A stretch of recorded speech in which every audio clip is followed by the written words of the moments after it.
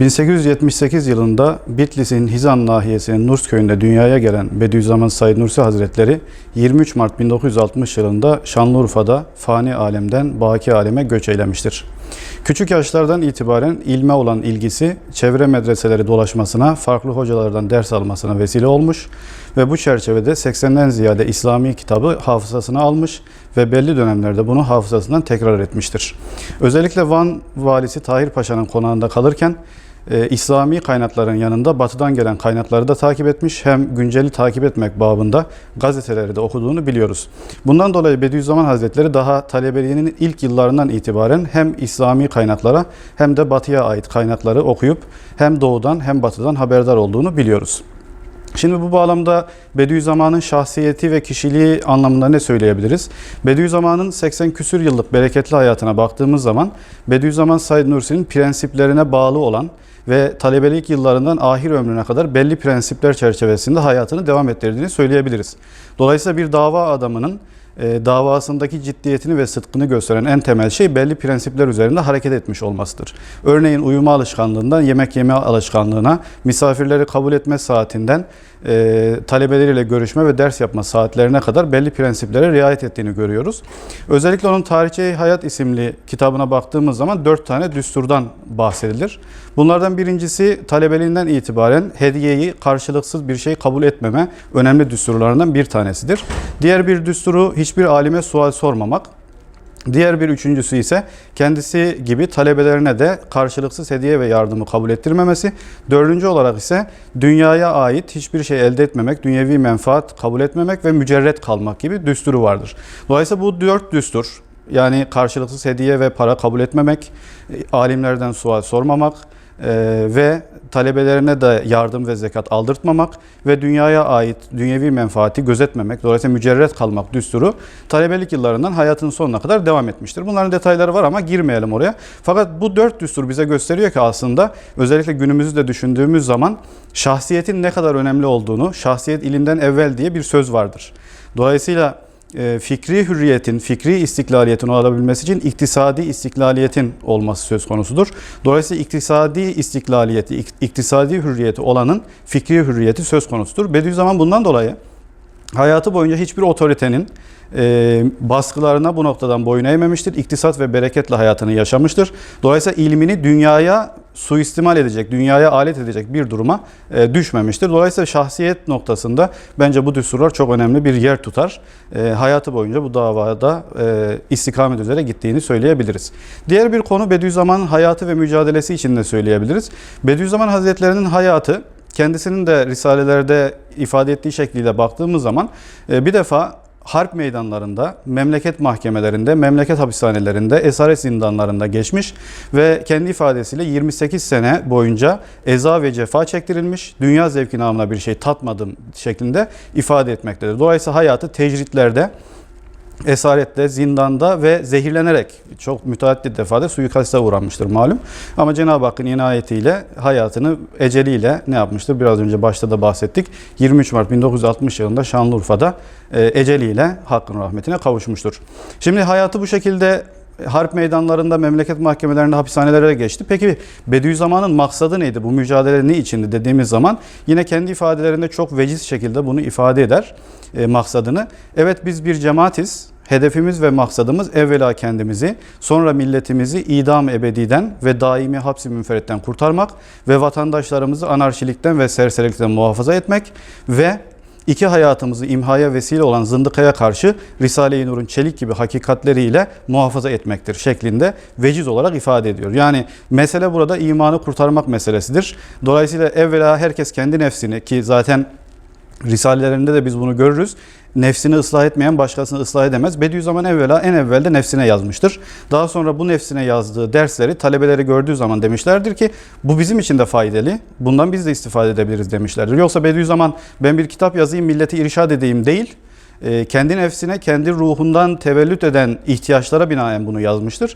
Ama ortaya çıkan eser ruhu yaralı, kalbi yaralı, vicdanı yaralı birçok insana, kafasında şüphe olan birçok insana ne yapmıştır? Fayda sağlamıştır ve milyonların imanının kurtulmasına vesile olmuştur. Dolayısıyla Bediüzzaman yine veciz ifadesiyle ben imanın cereyanındayım, dünyevi ve siyasi bir cereyanla alakam yoktur diye bunu da ifade etmiştir.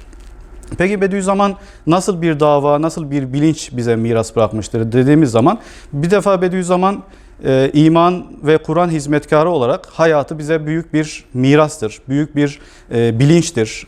Nasıl hizmet etmemiz gerektiğini, iman ve Kur'an'a bu asırda nasıl hizmet edilir, Bediüzzaman'ın hayatı başlı başına bir örnektir. Onu detaylı çalışmak lazım. Bununla birlikte 6000 küsür sayfalık 130 parçadan oluşan miras olarak bırakmış olduğu Risale-i Nur eserleri her okuyan için aslında bir rehberdir. Bu eserlerinde Bediüzzaman bize neyi miras bıraktı dediğimiz zaman en temelde karşımıza Bediüzzaman'ın hareket metodu olarak müsbet hareket ve müsbet ihtilafa dayanan bir ihtilaf ahlakını bize miras bıraktığını söyleyebiliriz. Bununla birlikte Bediüzzaman maddi cihattayken bile manevi cihatı bırakmadığını görebiliyoruz. Yani 1. Diyan Harbi'nde talebeleriyle fiili olarak cihattayken aynı zamanda cihat sakinleştiği zamanlarda, o dönem aralarda İşaretül İcaz tefsirini, kitabını yazabildiğini biliyoruz. Dolayısıyla iman hizmeti her an ve her zaman devam etmesi gereken en büyük dava ve en büyük meseledir. Ama onun haricindeki meseleler ara sıradır, geçicidir. Bundan dolayı Bediüzzaman'ın en büyük miras bırakmış olduğu şey iman hizmetinin daimi ve kalıcı olarak yapılması meselesidir. Diğer bir husus, Bediüzzaman ümmete nasıl bakıyordu? Nasıl bir ümmet tasavvuru vardı? İslam alemine, dini gruplara, cemaatlere ve tarikatlara nasıl bakıyordu dersek, Bediüzzaman'ın yine şöyle bir ifadesi var. Heyeti İçtimaiye-i İslamiye'yi çok çark ve dolapları bulunan bir fabrika suretinde tasavvur ediyorum der.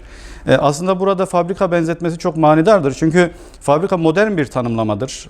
Modernliğin vazgeçilmezi içerisinde yaşadığımız toplum sisteminde fabrikanın önemli bir yeri vardır. Fabrika dediğimiz şey iş bölümüyle iş yapar. Yani onun farklı çarkları, dolapları, daireleri vardır. Her bir daire kendi bandında, kendi sisteminde, kendi çarkı etrafında çalışır ama ortaya tek bir ürün çıkar.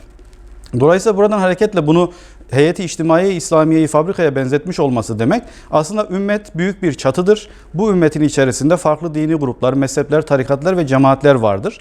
Dolayısıyla her bir cemaat, her bir dini grup, her bir tarikat kendi mesleğini yaparken sair kardeşleriyle ne yapacak? Yardımlaşacak. Onları kendisine rakip olarak görmeyecek. Bunu da yine Uhuvvet Risalesi var, 22. mektupta öyle ifade eder. Her bir dini grup kendisine bakarken kendi mesleğinin tamir ve revacıyla bakacak. Diğer gruplara bakarken de onların tekmil ve ıslahı için bakacak. Yoksa diğer gruplar batıldır, ben hakkım demeyecek. Yine İhlas Risalesi'nde bunu şöyle ifade eder. Herkes mesleğim haktır yahut daha güzeldir diyebilir ama yalnız benim mesleğim haktır diyemez. Dolayısıyla bize burada bir ihtilaf ahlakını da ders vererek ümmet farklılıklarıyla bir zenginliktir. Bu farklılıkları bidat olarak, dalalet olarak, batıl olarak ifade edemeyeceğimizi bize ders veriyor. Belki bu kısa sohbette son olarak şunu da ifade etmekte yarar var. Bediüzzaman aslında birçok farklı kimlikle karşımıza çıkıyor ve herkes kendi yaklaştığı açıdan ona bazı kimlikler söyleyebilir. Bediüzzaman özellikle alim, düşünür ve mürşit kimliği çerçevesinde düşündüğümüz zaman Bediüzzaman'ın daha çok mürşit kimliği çok ön plana çıkarılmıştır ve bunun üzerine çok durulmuştur. Halbuki mürşit kimliğiyle yaklaştığımız zaman mürşit kimliği kabul ve red üzerinden gider. Yani onu mürşit olarak kabul edip ona muhabbet edenler onu izleme ve takip yaparak kabul ederler.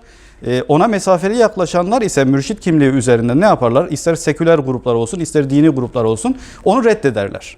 Halbuki Bediüzzaman'a mürşit kimliğinin yanında alim ve düşünür kimliğiyle bakacak olsak, alim ve düşünür kimliği bir ilmi gelenekle ona bakmayı esas alır. Dolayısıyla o ilmi geleneğin usulleri, metotlarıyla onun eserine yaklaştığımız zaman ilmi gelenekte mürşit kimliğinde olduğu gibi kabul ve red yoktur. İlim geleneğinde anlama ve yorumlama esastır.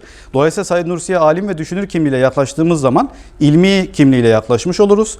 İlmi kimliğiyle yaklaştığımız zaman bu bize neyi sağlar? Anlama ve yorumlamayı sağlar. Dolayısıyla onu anladığımız taraflarını izah ederiz. Yorumlamamız gereken tevile ihtiyacı olan, şerhe, izaha muhtaç olan kısımlarda ne yaparız? Şerh ve izahlar yaparız. Ve son söz olarak da şunu ifade edelim. Bediüzzaman dolayısıyla sadece nurcuların üstadı, Risale-i Nur da sadece nurcuların okuması için yazılan bir kitap değildir. Bediüzzaman çağımızda İslam alimlerinden, düşünürlerinden, mütefekkirlerinden bir tanesidir. Hayatını İslam ve Kur'an hakikatleri için vakfetmiş birisidir. Risale-i Nurlar nedir peki? Risale-i Nurlar ise insanları hidayete davet eden Kur'an-ı Kerim'in bu asrın idrakine uygun bir şekilde açıklanması ve izahından ibarettir diyerek ifade edelim. Allah razı olsun. Çok güzel.